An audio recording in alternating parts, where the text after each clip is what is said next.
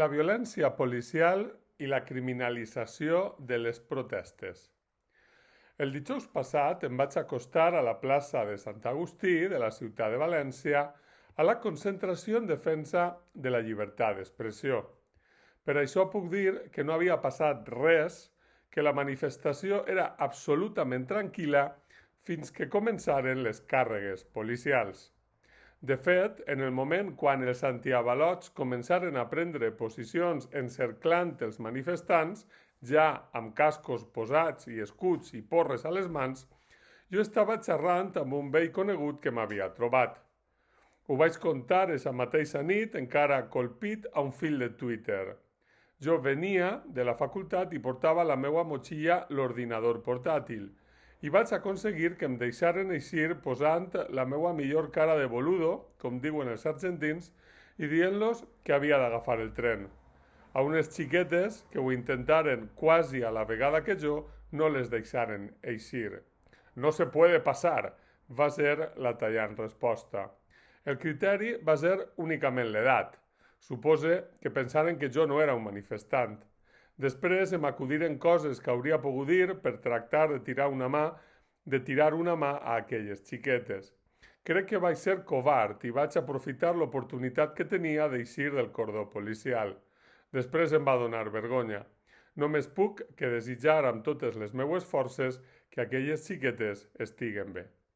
El que vull dir és que era evident que els antiavalots estaven prenent posicions per carregar. De fet, pocs minuts més tard encara vaig haver de córrer quan la multitud que fugia de les càrregues arribà al cantó on jo estava. Hi ha vídeos que ho demostren, però vull insistir perquè ho vaig veure. No havia passat res. Era una concentració tranquil·la i pacífica, fins que els antiavalots van prendre posicions, van encerclar i van carregar.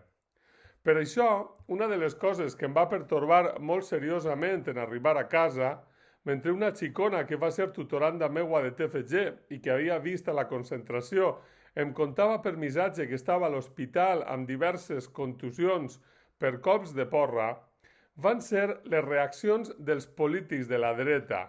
Particularment jo vaig llegir Toni Cantó i Maria José Català tancant files amb els policies i muntant-li un canyaret a Joan Ribó perquè s'havia atrevit a suggerir que l'actuació policial havia estat desproporcionada.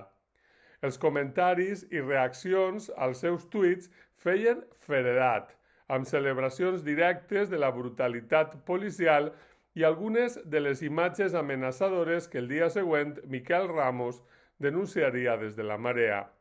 Però encara em va colpir més l'actitud d'alguns polítics i càrrecs públics del PSOE, amb l'alcalde de Silla, Vicent Saragossà, especialment destacat, que anaven en la mateixa direcció.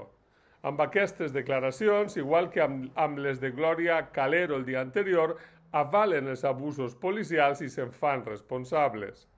No sé si hi haurà el Deep State al darrere o si els antiavalots van per lliure, però en qualsevol cas aquestes actituds avalen la violència policial i per tant els situen com a responsables.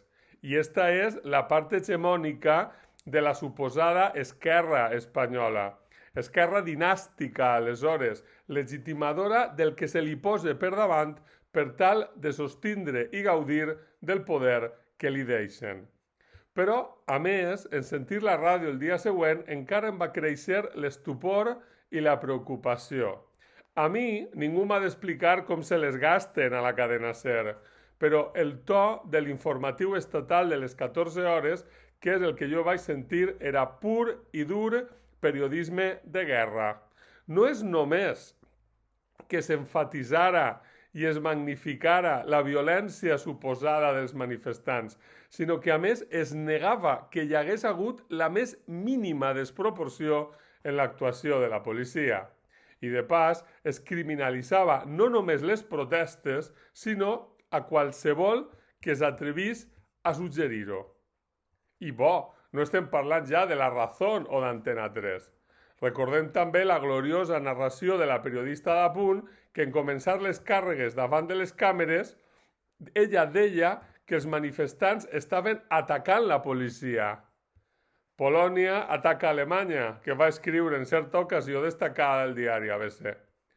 Una de les coses que es fa evident revisant episodis de repressió en diferents moments de la història és com la premsa oficial i col·laboradora és còmplice necessària per criminalitzar les víctimes de la violència de l'Estat. Recomane molt la lectura de La noche de Tlatelolco d'Elena Poniatowska. La quantitat i la qualitat dels mitjans que s'atreveixen a contrastar les versions oficials sí són un bon indicador de com de plena i solvent és una democràcia. I no només el que ha passat als carrers, sinó el biaix i el to de moltes informacions resulten molt eloqüents sobre la qualitat democràtica a l'idíl·lic reialme de Felip VI.